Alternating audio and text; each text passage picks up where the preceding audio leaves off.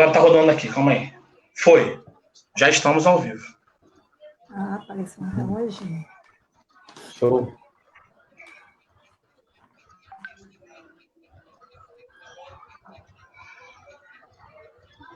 Vamos esperar um pouco. Vou passar o link aqui.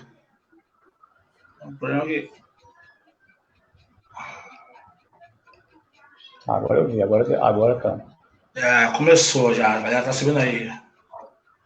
Enquanto isso, eu vou pegar o link, pessoal. Eu vou jogar lá pro... Luiz Amorim, boa tarde já. Pessoal, a gente já vai começar a chegar o pessoal aí, tá? Enquanto isso, eu vou pegar o link e vou copiar lá pro... Já volto, tá? Tá bom.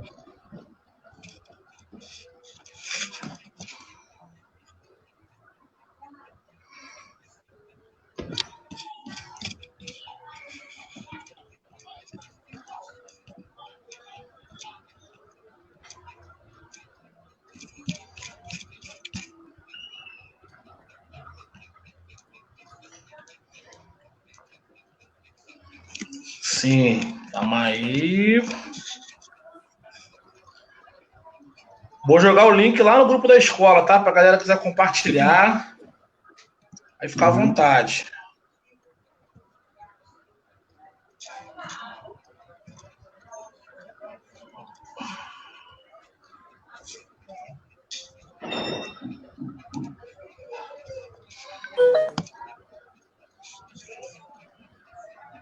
Estamos com 22 pessoas já, gente. Pô, rápido. É rápido, é rápido. Estou compartilhando os links aqui. Quem quiser compartilhar também na rede social de vocês, daí já ajuda bastante, tá? A rede social. O problema é que eu fico só para quem tem Facebook, né?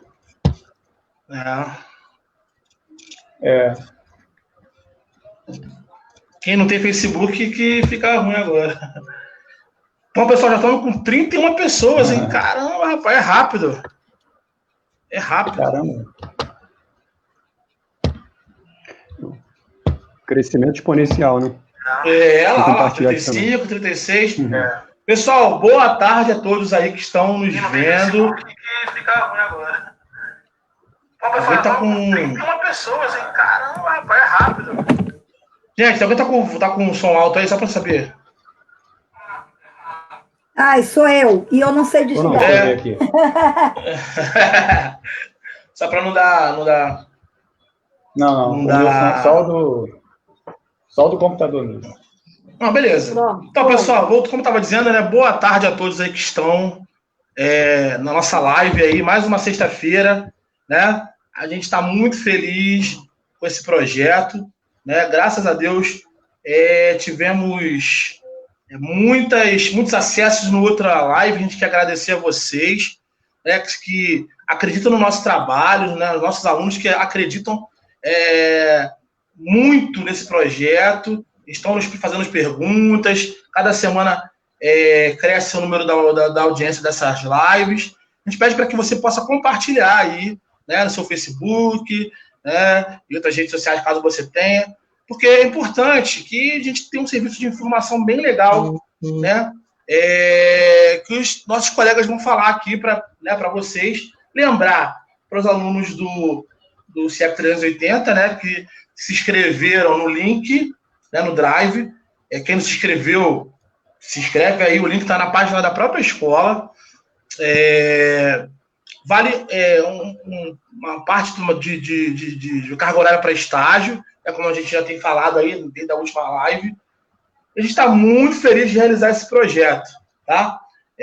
Então eu peço para que vocês realmente compartilhem aí, né, nas redes sociais, no Facebook, para que a gente aumente ainda mais o alcance. Nós somos 50 pessoas aí em menos de 3 minutos, né? Quer dizer, é muito rápido. E a gente está muito feliz. Agradecer também a direção da escola, mais uma vez, né?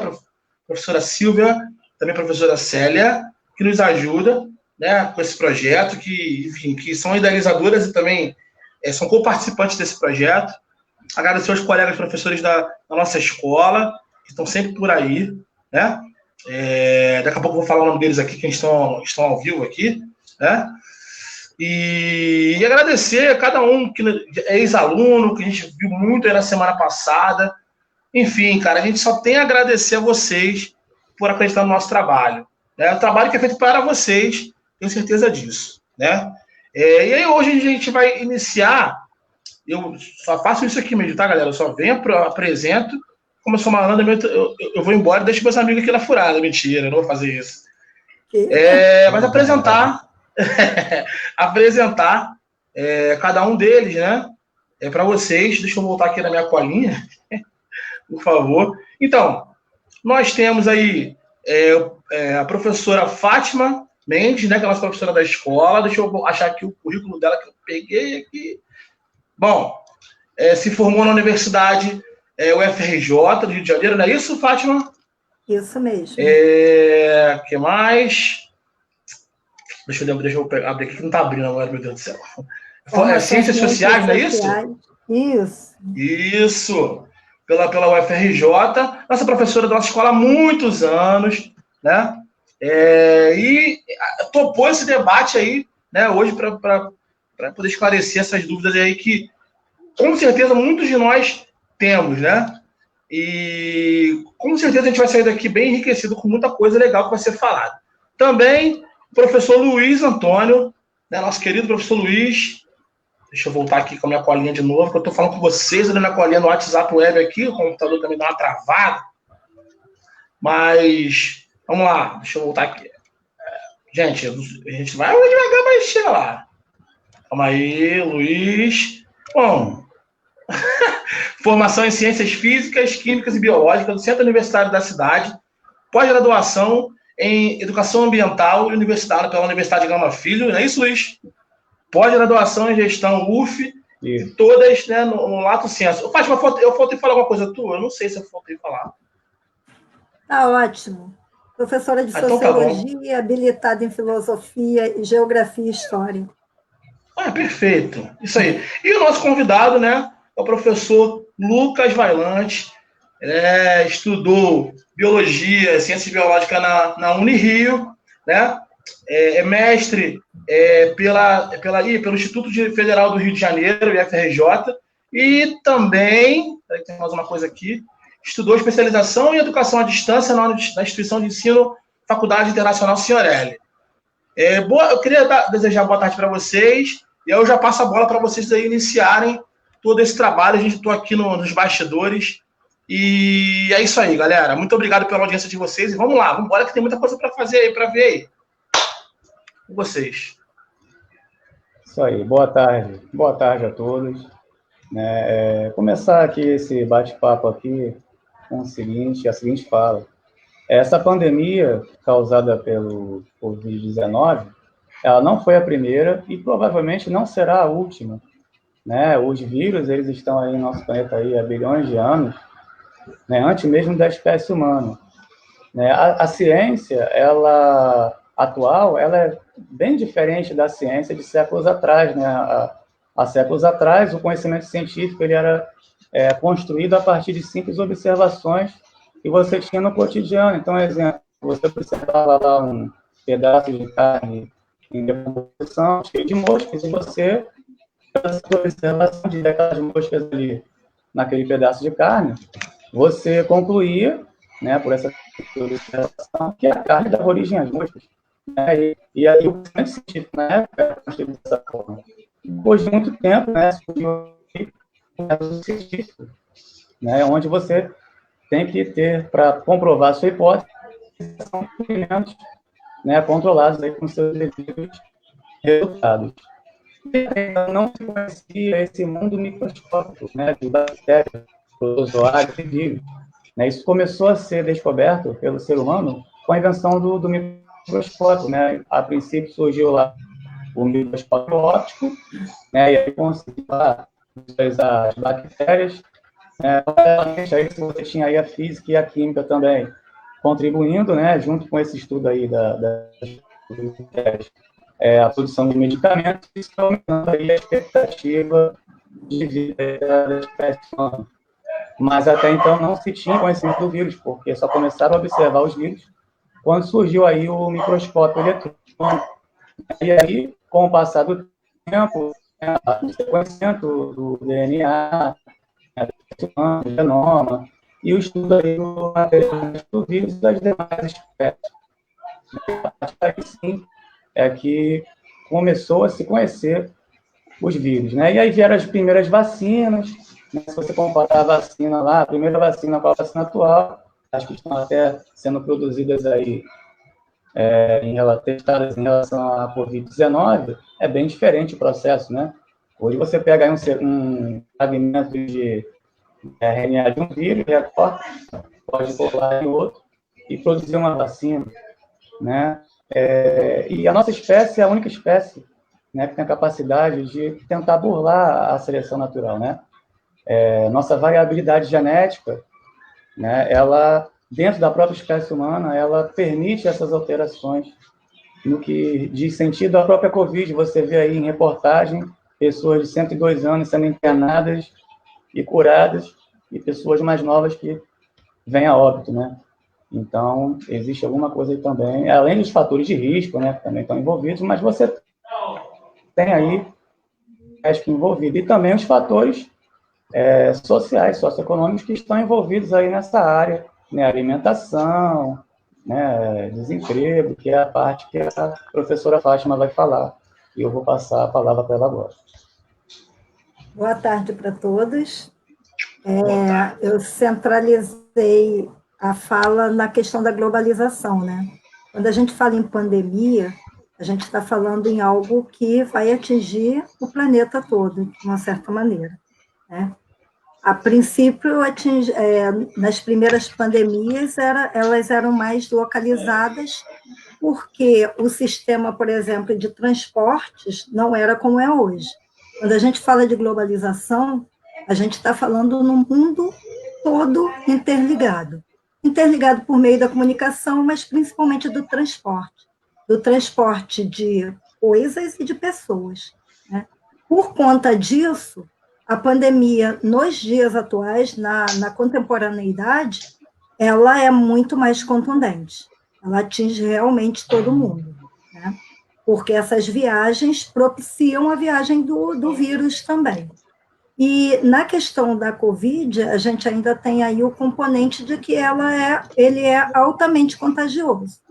Então, essa proximidade do mundo atual com a globalização fez com que essa pandemia se alastrasse rapidamente e atingisse todo o planeta, né? Então, num contexto geral, é falar o quanto a globalização está ligada à questão da rapidez do contágio, né?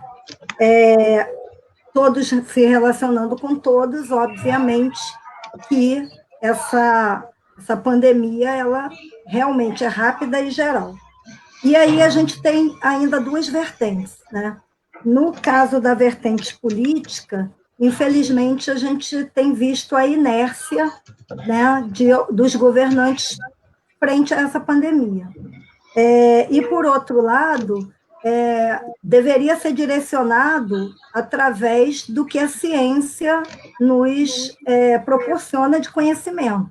Essa ciência que realmente, depois o colega vai falar, que tem idas e vindas, mas que, por isso mesmo, ela é confiável, porque nós trabalhamos dentro daquilo que é observado e daquilo que, quando um começa, ainda que haja a discordância de um outro grupo, há uma complementariedade através disso, mas que não tem sido levado em conta. Então, os agentes sanitários, as pessoas da área de saúde, que informam, muitas vezes não são ouvidas, até porque a gente vive, inclusive dentro dessa globalização, na questão econômica, um medo muito grande de uma recessão, que obviamente vai acontecer como já está acontecendo.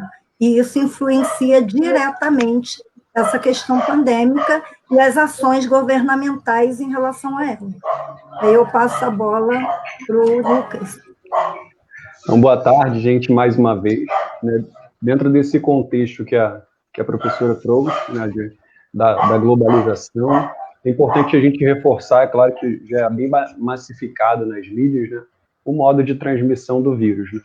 Então, a professora destacou bem, falou bem como que as pessoas se deslocando ao redor do mundo, principalmente por avião, como que isso ajudou nessa disseminação do vírus por todo o planeta, né, para ele se tornar, de fato, uma pandemia.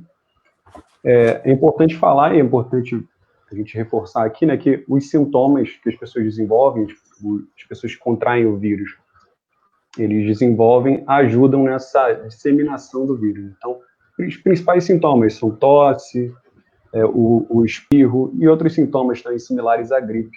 Tem os quadros mais graves também, mas esses dois sintomas são importantes para a gente falar sobre essa disseminação do vírus. Então, a pessoa, ao tossir ou ao espirrar, ela libera gotículas que viajam pelo ar, aí podem entrar diretamente nas vias aéreas, na boca, principalmente para esses dois lugares, e contaminando outras pessoas, né? Nesse sentido, a gente vai falar mais à frente até das medidas de prevenção, né? Por isso que é importante usar máscara, por isso que existe hoje, que se resume como etiqueta respiratória, né? A questão do tossir no ombro, na verdade que no cotovelo, até para evitar a contaminação dos demais. Então é muito importante fazer essa associação dos sintomas com a transmissão. Além disso, a gente já sabe como que ele se espalha rápido, né? A globalização e a junção com esse alto grau de contágio que a professora também falou, e do mecanismo em si, que é o espirro, a tosse, principalmente, não só a via direta que eu expliquei, né? Posso contaminar um objeto, uma outra pessoa pega esse objeto, depois coça o nariz, coça a boca. Isso também pode contaminar uma pessoa. Mas o surgimento do vírus em si, né, como que ele surgiu, ainda é uma pergunta que a ciência ainda está tentando responder, né? Muito se falou do próprio mercado da cidade de Wuhan, né, onde essa pandemia começou, de hábitos ali culturais que a gente também vai falar mais à frente. Muito foi falado sobre isso, sobre essa questão dos hábitos culturais que a gente vai abordar também aqui na nossa conversa. Só que a gente não sabe ao certo, a gente não conseguiu ainda definir ao certo de onde veio. Tem essa questão da relação dos animais com os homens, né? Como que o vírus passa de um animal para o homem. Essa é uma suspeita muito grande, até por causa de outros coronavírus, né? De outros tipos de coronavírus, que não tem só um, isso é bastante importante, tem vários tipos de coronavírus. 7 afetam os seres humanos. Um deles é esse vírus novo, que foi descoberto. E o caminho mais provável desse vírus até os seres humanos são os morcegos. Mas, assim, a gente não tem nada muito certo ainda. Até fiz questão de procurar, né? A gente, ao longo desses 4 meses que a gente está aí na pandemia, a gente foi bombardeado de informação. Só que a gente tem que ter esse cuidado, né, de verificar de fato se aquilo ainda está de pé. A professora até falou sobre isso também, né? Como que, às vezes, uma descoberta é feita, algo é proposto, mas aquele conhecimento acaba sendo criticado pelos próprios cientistas, que faz parte do processo de refinamento, né, da ciência. E eu fiz questão, né, de procurar essa informação e eu não achei nada definitivo, né, nesse sentido. Então, isso também é bastante importante. E a gente acaba entrando na última fala, né, na última parte da fala do professor, que fala da ciência como um processo, né? Muitas pessoas têm criticado, principalmente as grandes organizações, a OMS, a Fiocruz, as organizações de saúde, os cientistas de uma maneira geral, por às vezes liberar uma informação ou publicar um artigo, falar uma coisa e depois ou a organização ou o cientista que publicou essa informação voltar atrás com essa informação. Só que isso faz parte do processo, né, do conhecimento científico. Ele não é algo que alguém acha, algo que alguém estuda e estabelece, e aquilo é uma verdade absoluta. Então, não há essa verdade absoluta. O próprio processo de produção do conhecimento científico, ele não é feito nunca por uma pessoa sozinha, é por um grupo de cientistas de uma universidade que manda para uma revista científica, onde outros cientistas analisam aquela informação. Então, eles vão verificar a informação que foi construída ali por aquele grupo. Aquele artigo é publicado e todas as pessoas ao redor do mundo, cientistas não só hoje, como daqui para frente, durante todo o futuro, vão verificar aquela informação. Então, a gente vê isso muito em todas as ciências, né? Como que, às vezes, 100 anos depois, uma visão, um paradigma, alguma coisa é quebrado, justamente por esse dinamismo que é característico da ciência, que, na verdade, não é o seu ponto fraco, é justamente o seu ponto forte. Então, eu passar a fala de novo para o meu colega Luiz e para o debate fluir, mas a gente vai continuar falando sobre isso. Tá bom. Então, em relação aos protocolos de segurança, né, quando for possível retornar às aulas, eu acho que a palavra inicial aqui para início de conversa é a flexibilização. Flexibilização, porque a gente tem que pensar não só na segurança de professores e funcionários, mas a dos alunos, desde o trajeto que ele faz da casa dele até a escola e o retorno, porque a maioria dos alunos pega a condução. E se você mantém um horário, no nosso caso o curso que é integral, de 7 às 18h15, o aluno para chegar às 7 da manhã, né, provavelmente ele vai pegar o ônibus lotado. Né? Então, eu acho que tem que haver uma flexibilização. Né? Isso a SEDUC também já está vendo, né? Já até saiu um protocolo no Diário Oficial, né? Essa flexibilização do horário, né? Provavelmente nós vamos ter o rodízio de turmas, as salas não vão poder ficar com a lotação máxima, né? E esse aluno, quando chegar à escola, o fato de higienizar as mãos com álcool em gel, a escola vai fornecer o álcool em gel, mas aí a gente tem que ter uma coisa bem clara em nossa mente. O fato de você higienizar as mãos com álcool em gel não vai te deixar imune, protegido do vírus durante toda a tua estadia na escola, porque tem N situações envolvidas nesse processo. Você tem toda a sua roupa também que você vê no ônibus, encostando em várias superfícies. Você tem a situação de alunos, né, que podem estar assintomáticos, ainda com carga viral, e podem transmitir, né, como o nosso colega de biologia falou, pelas gotículas, quando você fala, tosse ou espirra, né? E aí, quando você chega nessa sala de aula, com 15 alunos, a 2 metros de distância um do outro, nós estamos no inverno, as salas têm que ficar abertas, arejadas, né? E é muito difícil também para o aluno, vai ser difícil, porque o aluno está acostumado com contato, abraço, beijo entre eles, né? Troca de material, de lápis, a garrafinha que vai encher no bebedouro, que não vai poder, né, usar o bebedouro lá com a boca, né? Esse bebedouro também vai ter que ser sempre higienizado. Então, assim, a gente tem que ficar muito atento, porque são pequenos detalhes, né, que podem vir a contaminar alguém. É óbvio que a gente também não pode ficar com muita neurose, senão a gente nem sai de casa. Né? Você tem que tomar os cuidados para tentar evitar ao máximo o uso da máscara, também fundamental, né? A máscara de pano, a cada 2 horas, trocar, porque ela fica úmida, e aí essa proteção ela fica fragilizada. Né? As formas de contágio pela mucosa dos olhos, da boca e do nariz, então essa máscara, você na sala de aula com a máscara, usa óculos, né? Mas as pessoas que não usam óculos, se essa máscara está úmida, as gotículas da saliva podem contaminar mesmo você com a máscara pela mucosa dos olhos. Né? Então a gente tem que ficar muito atento nesse tipo de situação. Né? A própria mochila também, quando chega a abrir, pegar um material, né? E os banheiros também, né? Que vão precisar ter uma desinfecção constante. Agora, para mim, o ponto crítico aí é o refeitório. Né? Hora de alimentar, mesmo você mantendo lá 2 metros de distância de um aluno para o outro, né? Você não vai poder, mesmo com rodízio de alunos, o tempo de intervalo ele não vai ser mais de 15 minutos. Né? A gente sabe que isso vai alterar também no tempo de aula da sala, das turmas. Né? Então, tudo isso vai ter que ser muito bem pensado. Né? Lá a gente trabalha com sistema de bandejão, né? Você de máscara. Oi? Não, só aproveitando que você está falando, deixa eu te cortar, mas aí, já só para encaminhar, tem uma pergunta que deixaram lá no Drive, é o seguinte, né?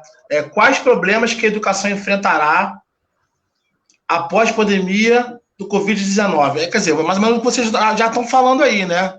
Mais ou menos isso, né? Esse encaminhamento do protocolo para a volta, né? Assim, essas dificuldades que nós teremos na volta, não é isso?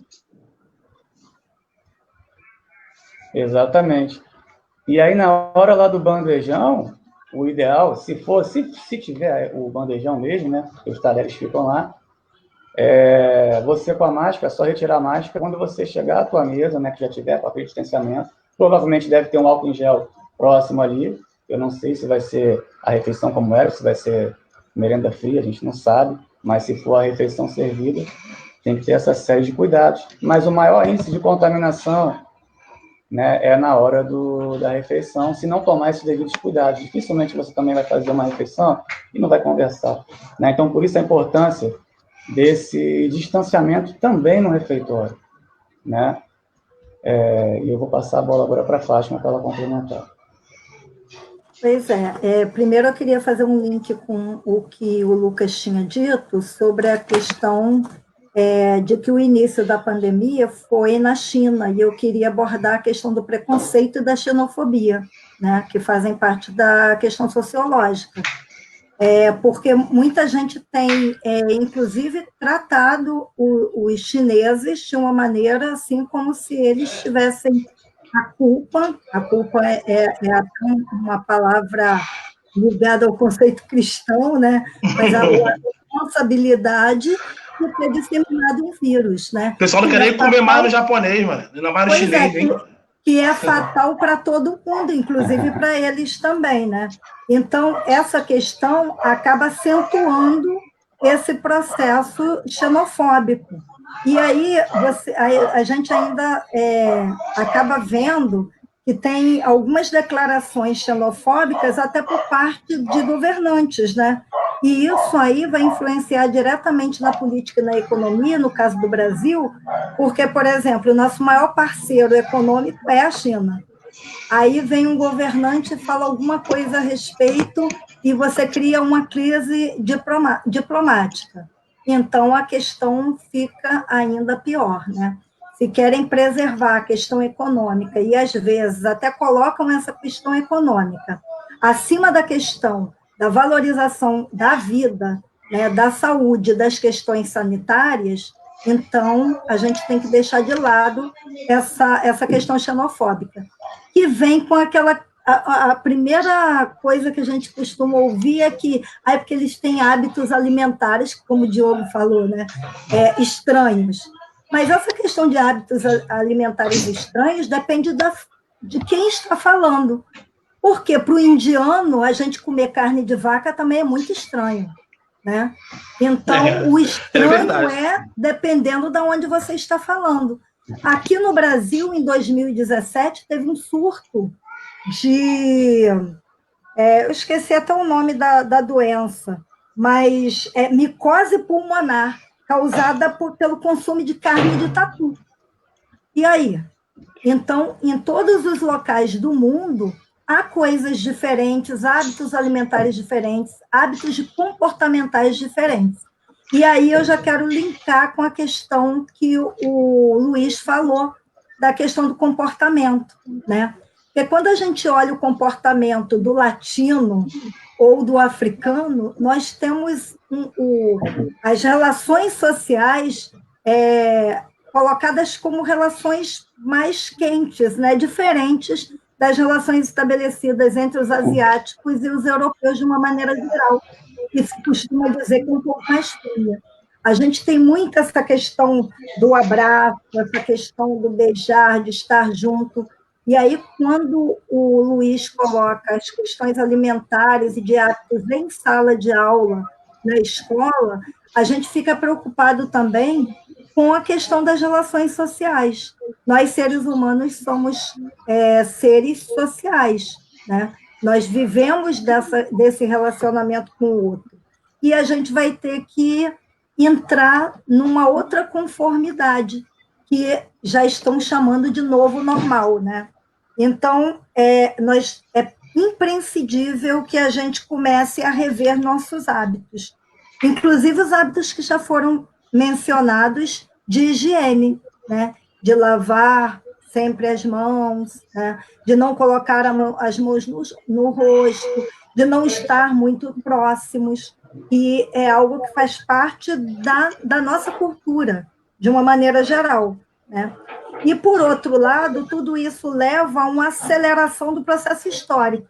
A gente sabe que as mudanças sociais, elas ocorrem de tempos em tempos, só que elas ocorrem devido à mudança também no processo de pensamento, na mentalidade de uma época. Essa questão da pandemia, ela vem acelerar esse processo, né? A gente tem que começar a pensar, por exemplo, em coisas que já estavam sendo discutidas, mas eu acho que de uma maneira ainda muito incipiente dentro da nossa sociedade, que é o uso consciente daquilo que a gente produz, né? Reduzir aquilo que a gente usa, reutilizar, reciclar, né, para diminuir lixo, por exemplo, a questão da sustentabilidade, que às vezes se choca diretamente com a questão econômica, que visa muitas vezes somente o lucro, né? A questão dos combustíveis, né? Tentar mudar essa matriz de combustíveis fósseis para matrizes mais limpas, a questão também de comportamental e sentimental mesmo, emocional, da gente trabalhar valores como a empatia e a solidariedade, né? Como valores que precisam ser cada vez mais disseminados no nosso convívio, né? E, principalmente, a questão da gente evitar a competição e partir para a cooperação. A gente está vendo que a questão social e econômica ela vai influenciar diretamente. A gente vê guetos dentro da sociedade onde não se tem água, né? Onde você não tem aí nenhum ambiente que seja favorável para a limpeza, onde os esgotos estão à mostra, né? E aonde o governo não chega. E essas coisas têm que ser revistas, porque a gente vive no coletivo. Nós não vivemos no individual. Inclusive, as questões da relação do Estado com o indivíduo. Porque provavelmente vão ser necessárias leis para intervir no comportamento individual. Porque o fato de eu não me cuidar vai acabar fazendo com que toda uma sociedade ou todas as pessoas ao redor de mim sejam impactados pela minha falta de responsabilidade social. E isso tem que ser visto. Então, nesse finalzinho aí de fala, acabei lembrando do que a gente estava comentando antes da questão da vacina, né? Mesmo que a vacina surja, como que vai ser difícil até que existem grupos hoje que a gente sabe que são resistentes à vacina, né? A gente estava falando dos grupos anti-vacina, né? Então, como que essa decisão de tomar ou não tomar a vacina não é hoje uma decisão individual, como você estava falando, né? Como que é uma decisão que afeta todo o coletivo, né? Então, a gente está aí nessa esperança, né, dessa vacina nova de Oxford, que já está na fase 3, a gente está na esperança de uma vacina, também é uma vacina chinesa bem promissora. Há pesquisas aqui no Brasil também sobre vacinas, só que em estágios em estágios menos avançados da USP também. Então, assim, tem mais de 100 vacinas diferentes no mundo, né? Mas a mais avançada é a de Oxford, que vai ser testada aqui no Brasil. Mas a gente tem essas questões, né? Quando a gente tiver uma vacina, né? Em quanto tempo a gente vai conseguir produzi-la para o mundo inteiro, né? Porque foi uma coisa que a gente falou ontem, para 7 bilhões de pessoas, né? A gente sabe se vai ser uma dose só, quantas doses vão ser. Então, só para questão prática também. Então, a vacina é algo muito importante para garantir a segurança das pessoas, só que a gente tem que ter um pouco de calma, porque não vai ser algo que vai chegar tão rápido quanto muita gente está pensando aí. Então, por isso, a importância dos protocolos que o Luiz estava falando antes, né? E a gente conseguir também equilibrar essa questão dos protocolos para não virar uma neurose, né? A gente tem que ter consciência do que a gente está fazendo, seguindo, é claro, as informações científicas que a gente sabe que são o melhor que a gente consegue ter hoje de informação para a nossa segurança, não necessariamente a verdade absoluta, que é algo novo, né? Um vírus que foi confirmado mesmo em janeiro, né? A gente não tem muito pouco tempo de estudo em si do vírus. Então, a importância da gente seguir esses protocolos. Eu estava vendo os comentários que estão aparecendo aqui embaixo, né? Alguém colocou como é complicado ficar de máscara o dia inteiro. Né? É incômodo, dependendo do tipo de máscara e de tecido, realmente machuca, né? As pessoas, a gente tem aparecido muito nas redes sociais, os profissionais da saúde que usam os equipamentos uma quantidade muito maior de equipamentos, né, do que as pessoas estão usando por aí, aquela máscara simplesmente de algodão. Então, realmente, sim, não é algo fácil, E, como a professora estava falando, a gente tem ainda essa responsabilidade maior, que não é tipo, não vou usar máscara, não quero, só eu vou sofrer com isso, não.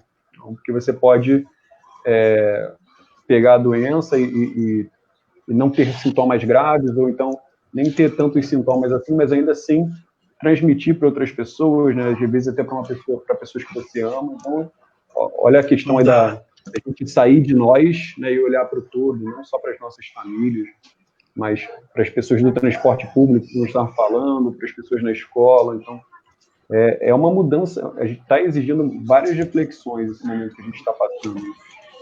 Então, isso também vai acabar entrando justamente nisso, nesse olhar mais para o coletivo, que é fundamental.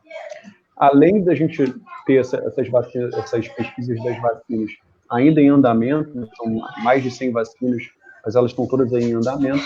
Os tratamentos também, ao longo desses meses, a gente passou por uma montanha-russa, né, de tratamentos.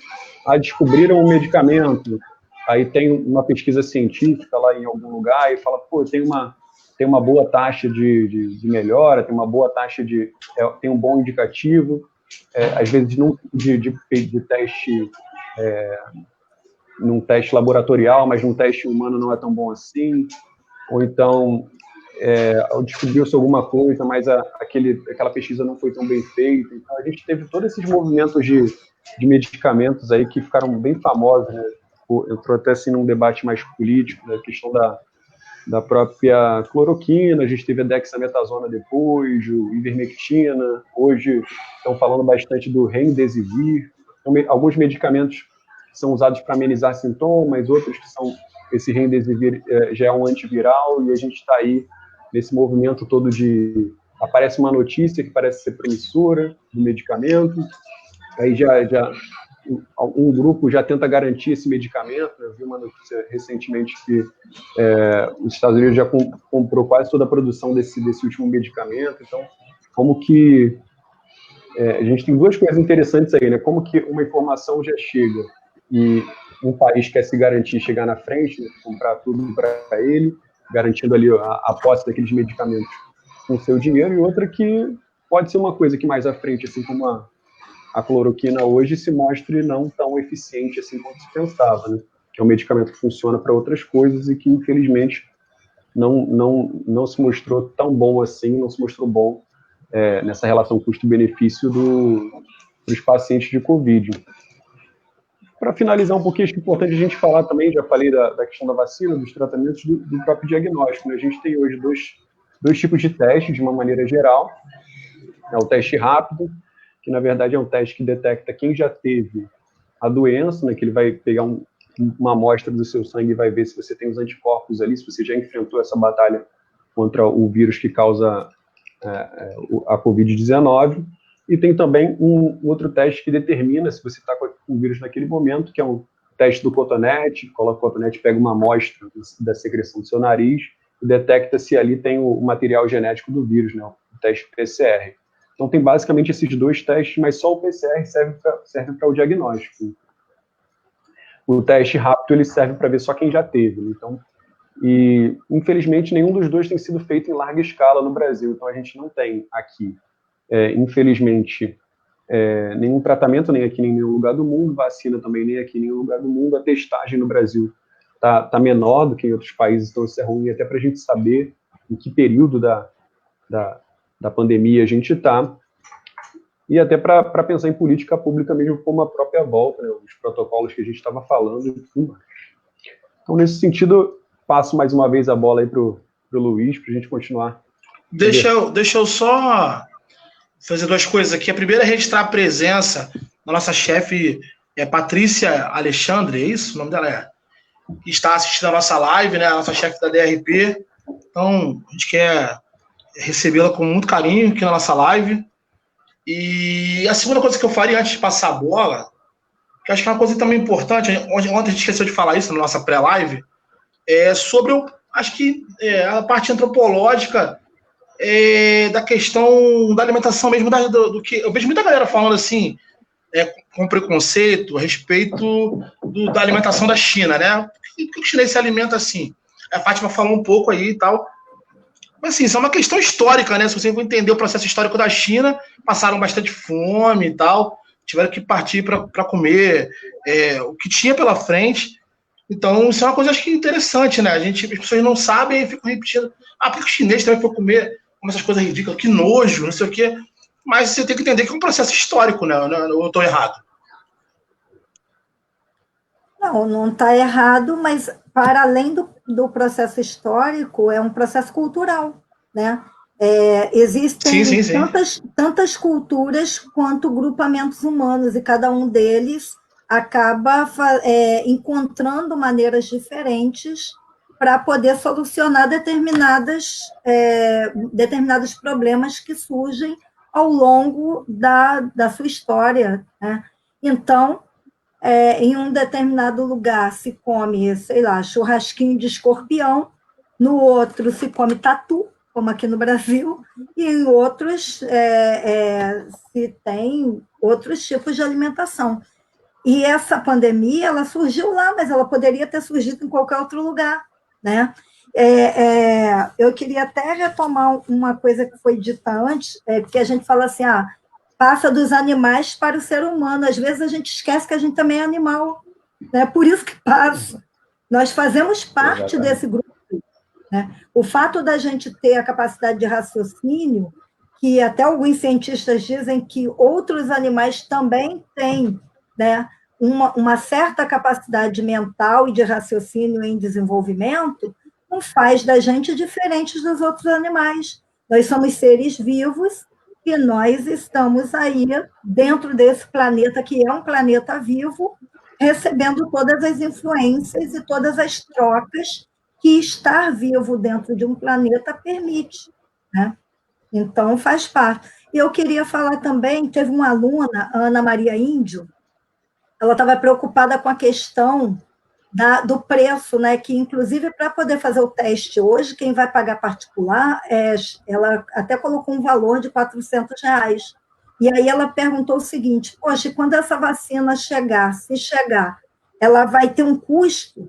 E aí, quando eu falei aquela questão de discutir o papel do Estado, de como é que ele vai trabalhar essa questão, vai ter que também se fazer acordos internacionais a esse respeito, porque não é possível deixar, por exemplo, que questões econômicas, né, da indústria farmacêutica, por exemplo, patenteie uma descoberta nesse nível para depois vender, sendo que a própria existência humana, de uma certa maneira, está em xeque nesse momento. Então, tudo vai ter que ser revisto. Quando a gente fala nesse novo normal, é um novo normal mesmo que vai ter que ser reinventado. Eu só fico assim, meio me perguntando que vai ter que se reorganizar politicamente e economicamente o mundo. E eu fico me perguntando até que ponto os líderes mundiais estarão dispostos a fazer isso, uma vez que o custo disso é a nossa vida, né? E nós, enquanto indivíduos, até que ponto a gente está disposto a abrir mão de direitos individuais em prol do coletivo, já que nós somos seres que vivemos em sociedade? São perguntas que ficam e que têm que ser respondidas, são urgentes.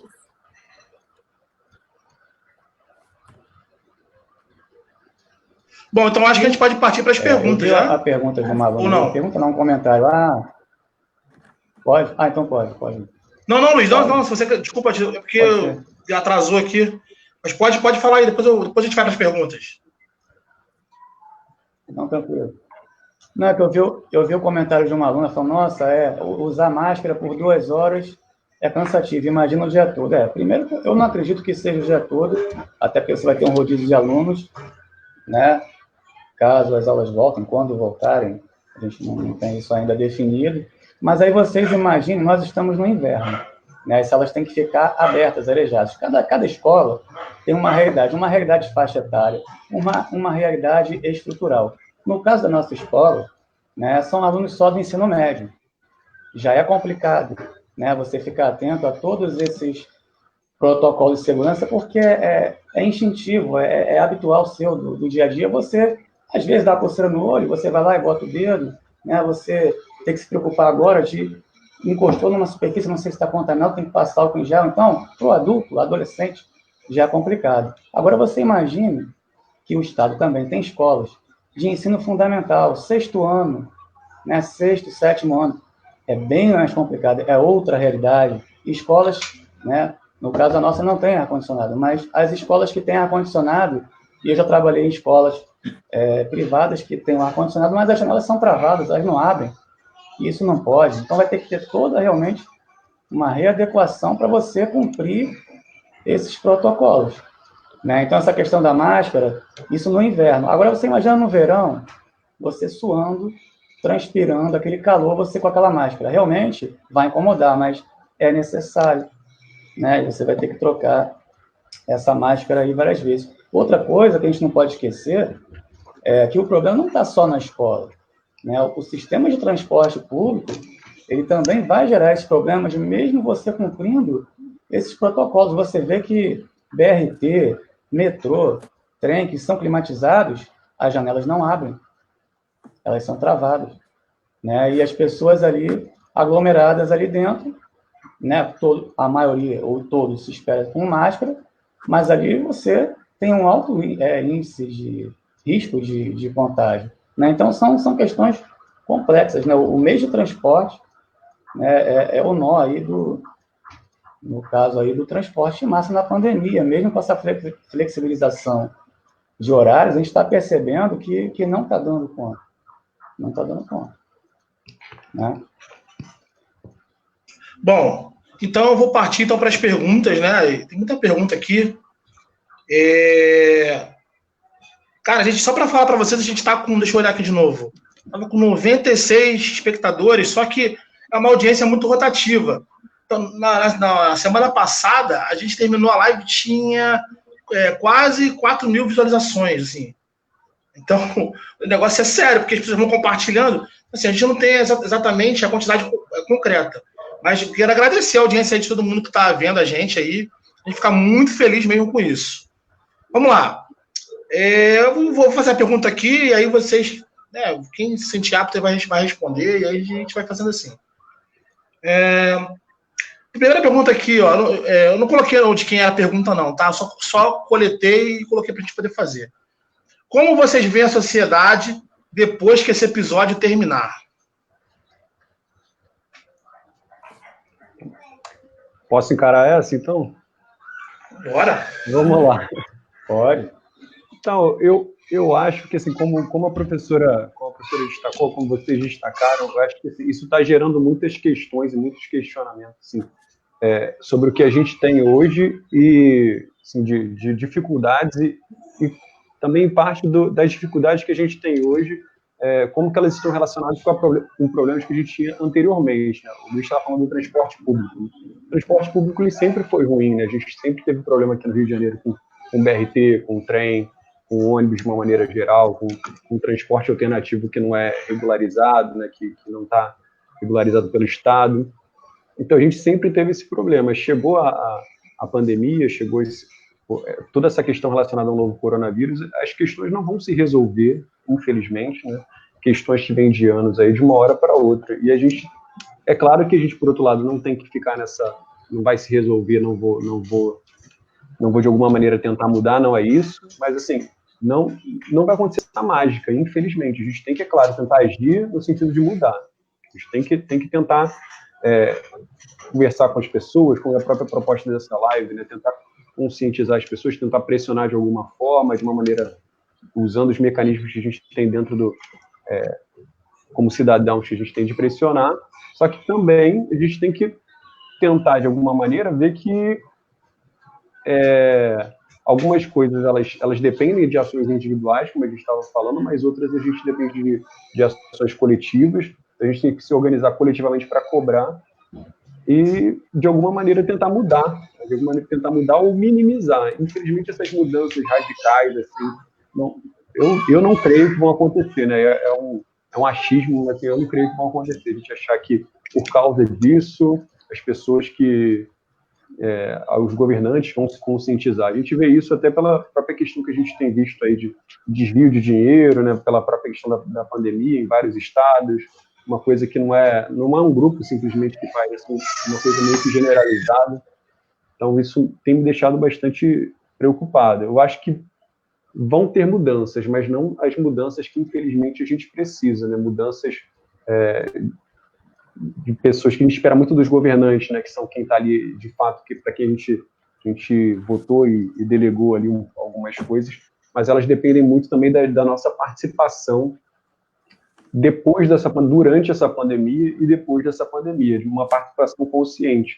Nesse sentido, é importante, a gente está aqui falando um monte de coisa, né, um monte de informação, mas, por outro lado, a gente disse também que as informações mudam. Então, não basta simplesmente a gente chegar aqui e dar um monte de informações e como fazer isso, o protocolo daquilo. São informações importantes, claro, mas nós, como professores, a gente tem que continuar desenvolvendo o que a gente sempre fez na sala de aula, né? Ensinar o como pesquisar, né? A importância de uma boa fonte. Então, a gente tem toda essa desconfiança de falas ou do conhecimento científico, mas a gente tem que, de alguma maneira, não confiar cegamente numa fonte, né? Por isso que é importante pesquisar em mais de uma fonte, ter boas fontes. Então, isso tudo vai acabar entrando também, tanto na nossa mudança daqui para frente, num nível maior, quanto numa mudança menor também da nossa própria escola, né? Eu acho que isso é besteira usar máscara. Pesquisa em mais de um lugar, vê as informações, né? Não fica simplesmente naquele meme da internet, naquela corrente que te mandam pelo WhatsApp, sai daquilo ali, né? Procura outras fontes são mais confiáveis, de universidades, não só daqui, mas em outros lugares também. Então, essa questão da busca por informação, né, da gente ter boas fontes de informação, é muito importante. Então, tem vários sites, tem até um Instagram que eu descobri tem pouco tempo, que é o Covid Verificado. Então, é uma iniciativa de um grupo de pesquisadores da USP. Então, eles pegam as informações que estão enrolando pela internet e eles verificam se aquilo de fato é verdade, comentam ali, tem o nome do autor, tem a fonte que ele usou para falar que se aquilo era verdade ou não. Então, é importante a gente começar a seguir essas boas fontes nas redes sociais, em outros lugares, para vocês terem sempre acesso a essas informações. Com certeza. Acho que se informar é o primordial. Gente, eu vou pular algumas perguntas, porque não vai dar tempo. A galera que tá mandando aí no comentário, assim, eu vi que tem algumas perguntas relacionadas à prática pedagógica. A gente teve uma live na semana passada, né? Mas assim, mesmo assim eu vou pegar o assunto de vocês, o tema de vocês, e vou colocar para a galera da semana passada. Se eles puderem responder, aí a gente dá uma resposta para vocês, tá? Porque senão realmente não vai dar tempo. Ó, a gente tá aos debatedores aí, ó, são 52 minutos, tá vendo como é que passa rápido? Tá vendo? Eu falei. Vamos lá, deixa eu voltar aqui. Sobre a curva de achatamento no número de casos por Covid, vocês consideram que a abertura de alguns estabelecimentos comerciais nesse momento podem gerar um efeito negativo nesse objetivo?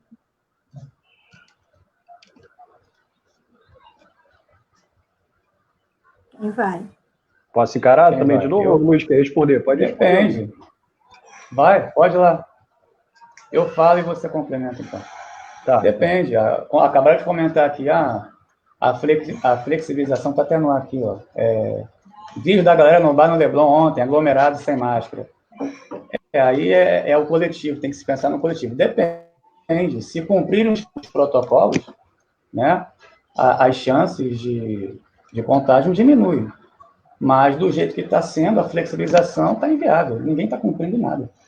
Né? Aí, realmente complica. A tendência é, se continuar assim, aglomerado sem máscara, daqui a 15, 30 dias, os casos provavelmente aumentarão. Né? É aquela questão, né? A gente vive um mundo... Eu falo com meus alunos que a gente vive um mundo instantâneo, né? Miojo. Acha que acontece agora e imediatamente já tem a consequência. No caso da Covid, a gente sabe que tem um distanciamento aí de pelo menos 2 semanas entre uma ação e a consequência dessa ação. E a gente tem visto em vários lugares do mundo, primeiro a questão de que se falam de segunda ou terceira onda. E outra coisa é que a partir do momento em que há a flexibilização, 15 dias depois, 20 dias depois, o aumento do número de casos. Né? E aí, no caso, os biólogos aí de plantão até saberiam explicar melhor essa questão, mas a gente observa, vê as notícias e acompanha isso. Né? Então, não é imediato. E como as pessoas esperam algo imediato, eu vejo as pessoas falando assim, olha só, de ontem para hoje o número de mortes caiu e o número de casos caiu. Aí as pessoas relaxam daqui a 15 dias o negócio acelera novamente. Então, Deixa eu só fazer um comentário rápido aqui, que eu vi que saiu uma matéria do New York Times sobre o Brasil, né? Falando que sobre um bar lá em Petrópolis, que a frente era de veterinária, aí tu entrava assim, tinha uma porta que o bar era lá nos fundos, bar lotado de gente, cara. Pô, aí complica, cara, é difícil. Pô, brincadeira. A antropologia diz que isso é o famoso jeitinho brasileiro, né? E que saibam que não é o melhor jeito. Não é. Tem muita coisa boa, né, no Brasil, mas desse jeitinho aí não é legal, não. Bom, vamos partir para outra aqui. Acho que uma pergunta muito importante. Talvez nem seja tanto o assunto da nossa live, mas, cara, é uma coisa que acho que todo mundo tem que contar com vontade de perguntar. Como lidar com a ansiedade nesse momento, cara? Tá demais, hein? Então vamos lá, tentar, né? Tentar encarar isso aí. Eu acho que assim, estamos todos lidando com algum grau de ansiedade, né? A ansiedade é um sentimento, ele é normal. É um sentimento normal, ele não é um problema em si, né? Então, algumas pessoas chegam a falar, eu tenho ansiedade, né? Todo mundo experimenta algum grau de ansiedade, né? Eu tenho um grau de ansiedade um pouco maior, aprendi alguns mecanismos ao longo da vida, né, para lidar com eles. Eles estavam até comentando, né? Existem vários, né? A própria terapia é um mecanismo de autoconhecimento para você lidar com a sua ansiedade, né? Isso é muito importante. A gente vê, às vezes, muita gente falando de ansiedade, né? Tem a importância da atividade física, tem a importância do estar com as pessoas que você gosta, de fazer coisas que você gosta, isso tudo é muito importante, mas a terapia é algo muito importante também, assim, dentro desse contexto, o trabalho de um psicólogo, que às vezes a gente tem, na teoria, né, a gente olha para uma pessoa, vê uma pessoa com problemas, e fala, ele tem tudo, ele tem isso, tem aquilo, e ainda assim ele é ansioso, ele está num quadro depressivo. Não é sobre o que a gente tem, né? Como a nossa percepção é uma coisa muito mais profunda, que só um profissional mesmo vai conseguir ajudar a gente a caminhar, né? A gente vai para a escola durante a nossa vida toda para aprender, sei lá, como fazer uma pesquisa, então como organizar as questões, como organizar informações de modo lógico. Então isso tudo a gente desenvolve na escola, acaba desenvolvendo a questão da sociabilidade, de como falar, que já é um outro tipo de inteligência. Né, mas a nossa inteligência intrapessoal, né, nós com nós mesmos, principalmente essa, mas é muito importante a terapia nesse sentido. E a gente vive aqui, infelizmente, se alguém fala que vai fazer terapia, ou então que faz terapia, já ganha um selo de maluco, ou de fraco, ou cabeça fraca. Então, a gente tem muito essa barreira, né, que acaba atrapalhando um espaço de desenvolvimento tão importante que tanto quanto a escola, né, a própria terapia, a atividade física, uma coisa não substitui, a religião, para quem segue alguma religião. Então, são espaços diferentes, né? E cada um deles tem a sua função, cada um deles tem o seu lugar, né? Um não substitui o outro. Não é falta de Deus, também algumas pessoas falam, isso é um absurdo.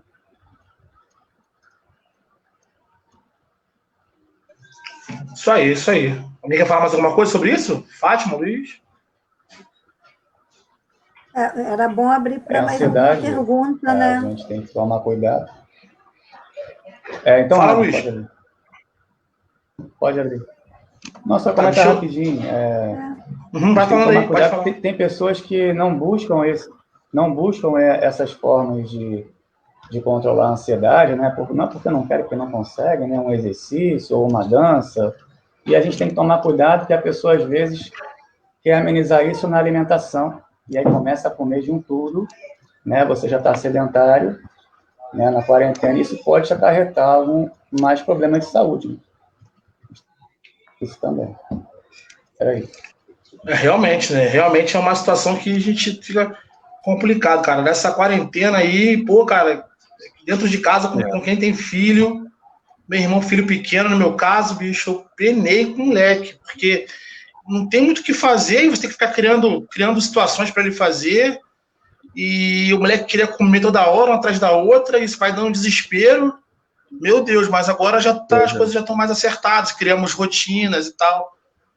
É um negócio complicado. Eu falei que se não tomasse uma decisão como essa, eu não sei como estaria agora. Bom, eu vou ler aqui uma última pergunta, pessoal. E aí depois da resposta, vocês já vão dando as considerações finais. Eu também quero agradecer muito aos alunos que estão com a gente até agora, cara. Ó, a live não caiu em nenhum momento, só foi crescendo, né?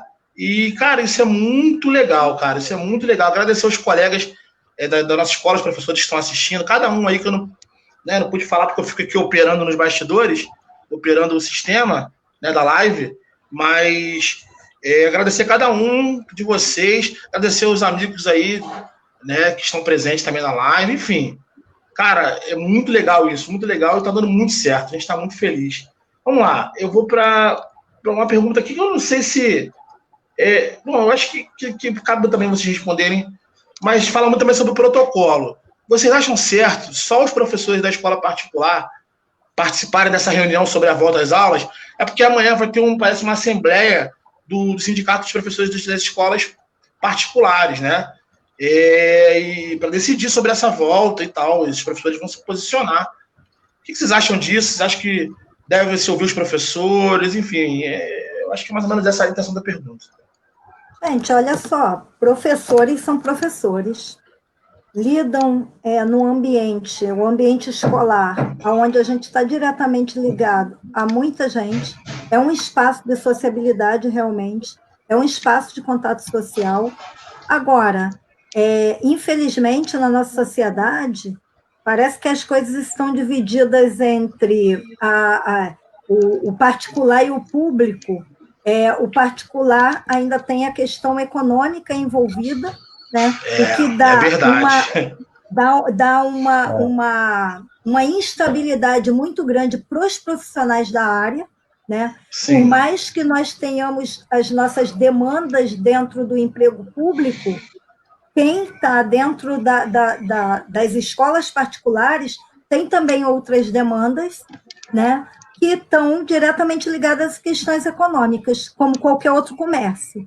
Infelizmente, eu vejo, por exemplo, saúde, segurança, moradia, educação, não como produtos a serem vendidos, eu vejo como direitos. Mas, infelizmente, o nosso Estado não dá conta disso para todos, de maneira que não exclua ninguém, né? Inclusive na questão da qualidade. Então, quando chega na questão da sobrevivência e da questão econômica, então as demandas entre professores de escola particulares e a dos professores de escola pública são diferentes. Mas uma coisa eu acho que é comum a todos.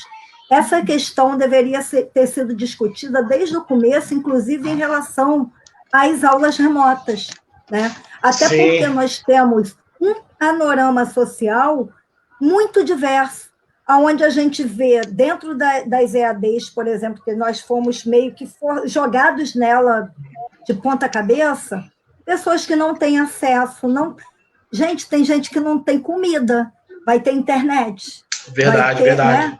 Então, tem várias coisas que... Passo por isso na escola particular, cara. Pois mas por conta dessa questão de ser uma sociedade miojo, tudo é instantâneo, até as relações, né? Tudo começa e acaba em 3 minutos, igual miojo. Então, o que acontece? As pessoas querem soluções e buscam soluções rápidas. A gente precisava de uma solução? Efetivamente, precisávamos. Mas eu acho que, antes de tudo isso, tanto escola particular quanto escola pública deveria ter discutido a situação. A gente sempre fala que planejamento é tão importante quanto a gente está lá na frente da sala de aula. O planejamento frente a uma situação que é completamente adversa àquilo que a gente sempre viveu até hoje, ela também é imprescindível. Eu, como professora, não fui chamada para discutir como é que eu gostaria, eu queria, ou qual a ideia que eu teria para isso, simplesmente me jogaram nessa. Os nossos alunos, que são parte fundamental do processo, também não foram chamados, então a discussão ela deveria ser aberta. Já que a gente já foi jogado nesse processo, eu acho super válido conversar com os professores da escola particular, porque eles têm demandas próprias, mas nós, como professores também de escolas públicas, também tínhamos que ser chamados, nossos alunos, pais, a sociedade tem que estar completamente envolvida, até para desenvolver esse espírito coletivo que precisa ser veiculado a partir de agora. porque a gente sabe agora que todo mundo está conectado. O carinha lá da favela que não tem nada e o cara lá da mansão do Alto da Boa Vista. Se um é empregado do outro, um pode levar o vírus para o outro. Nós estamos conectados e nós temos que nos ver como coletivo. Isso é super importante. Verdade, verdade. Bom, pessoal, estamos com 1h05 já de live, ó. 1h05 de live. Gostaria de agradecer, primeiramente, aos professores da nossa escola, professora Fátima Mendes. Fátima, muito obrigado. Você se colocou à disposição. E muito obrigado mesmo, porque essa live aqui é um projeto da nossa escola, não é um projeto de A, B, C e D. E a gente está muito feliz de alcançar nossos alunos. E eu fico com aquela sua fala de ontem, que nós na hora de pegar, de unir as forças, a gente sempre consegue fazer. E eu te agradeço muito, professor Luiz também, a mesma coisa. Agradeço aqui em nome da direção, né, que acaba aqui fazendo parte dessa representatividade da direção, e eu gostaria de agradecer ele também. E também agradecer ao Lucas, né, que além de outras coisas, de outras relações, é meu amigo também, e por isso convidei para saber da sua capacidade, e ele se colocou à disposição de estar com a gente aqui. Então, assim, cara, essa escola ela só me dá alegria, porque a gente tem possibilidade de fazer coisas que a gente talvez fosse distante para muitos momentos a gente consegue fazer. Então, assim, quero agradecer e deixar vocês com as últimas palavras aí.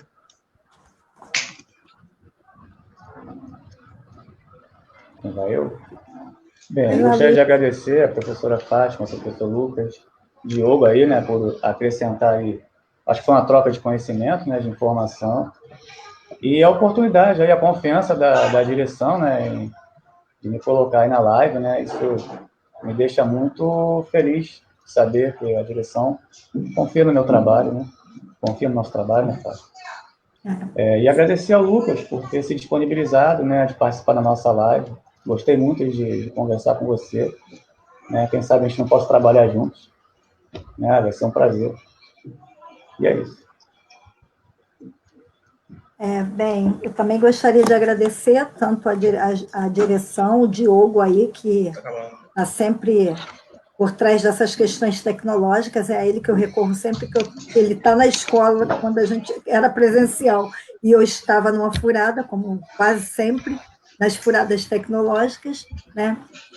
E eu queria também, assim, como palavras finais, trazer eu dei uma pesquisada sobre as tendências de mudança, e aí eu coloquei aqui 10 tendências, né? Que seriam revisão de crenças e valores, ou seja, mudança no sistema de pensamento, a gente sempre lembrar que menos é mais na questão do consumo e na questão da vida, uma reconfiguração dos espaços coletivos, que vai ser muito importante na escola, que é um espaço coletivo também, a dimensão cultural, que agora parece que ela encontrou meio que um caminho virtual, e provavelmente vai crescer muito nessa vertente. A questão do trabalho remoto, que era algo que a sociedade já vinha configurando, mas que teve uma aceleração devido a essa pandemia. A questão de que agora, talvez, morar mais próximo do trabalho ou ter um transporte alternativo para poder chegar no trabalho ou na escola, isso acabe fazendo parte do novo normal, né? A questão dos comércios online, da maneira como tem sido feito, a busca de novos conhecimentos, e aí, quando a gente fala de conhecimento, falar das fontes, e a questão da cobrança das autoridades, já que agora a gente tem que viver, mais do que nunca, a questão do coletivo. Quem cuida do coletivo são aqueles que nos representam. E eles só vão nos representar de verdade a partir do momento em que a gente começar a botar o dedo na cara e falar assim: vem cá, vocês estão aí para isso, né? Vocês não estão aí a passeio, vocês estão aí para nos servir. Por isso também são uma espécie de servidor, como nós, como servidores públicos, né? E a questão da educação à distância, que agora eu acho que não vai ter como voltar atrás, né? E tudo isso aí permeado com a questão da responsabilidade social, da empatia, do coletivo sobre o individual, né? E da gente repensar numa sociedade que é basicamente econômica, como é que esse lucro desvairado e, acima de tudo, tem atropelado a questão do humano, né? E faz com que a gente se esqueça de que nós fazemos parte da natureza dentro de um organismo vivo que é a Terra, nossa casa, nosso planeta. Ô, Fábio, desculpa aí que eu ri, porque comentaram assim, professor Lucas está muito bonito. Eu tive que rir, cara. Eu tive que rir aqui. Desculpa. Vai, pessoal, vai lá. Quem vai falar aí? Agora é o Lucas, né? Só agradecer mesmo, assim, essa oportunidade aqui de conversa, né? Essa oportunidade aqui de colocar em prática, na verdade, tudo que a gente pede para os nossos alunos, né? A gente, para se preparar para esse momento, para eles, né? A gente pesquisou, a gente conversou, a gente planejou, a gente dialogou aqui, tentou ouvir o outro fazendo um esforço de entender o que o outro queria de fato falar, né? Que a nossa comunicação, ela não é como uma comunicação de máquinas, né? Ela é uma comunicação muito mais, ela é muito mais complexa. Então a gente tem esse esforço de entender o outro, de ouvir com calma. São todas habilidades tão importantes não só para os nossos alunos, né? Mas como sociedade também. A própria participação que vocês estão falando da questão da democracia, né? Quanto que é importante para a gente mudar. Se a gente quer mudar de fato alguma coisa, a gente tem que participar, né? E participar com consciência, e participar com pesquisa, e participar. Isso dá trabalho, a gente sabe, a gente acaba abrindo mão de outras coisas, né? Mas é muito importante essa participação com pesquisa, com consciência, com diálogo. Os valores que vocês trouxeram, que a professora elencou agora aqui, e que só isso, né? Não vai ser passe de mágica que vai mudar as coisas. Essa live aqui também não teve o objetivo de dar um monte de regras, de informações, e vocês anotam e simplesmente cumprem. Até porque, como a gente falou, a ciência é dinâmica. Então, é muito mais de estimular o diálogo, de estimular a pesquisa, e a boa pesquisa, o bom diálogo, a boa participação. Acho que essas três coisas são muito importantes para a gente, de fato, mudar as coisas. Agradecer muito aos professores, né? Essa conversa, essa confiança. Sempre muito bom ouvir professores, né? Professores que têm tanto a falar, né? Têm tanto a ensinar, e eu, aqui como professor, aprendo sempre muito ouvindo colegas professores. Muito obrigado aí, Diogo, a direção também, a Fátima, o Luiz, pelo momento aqui.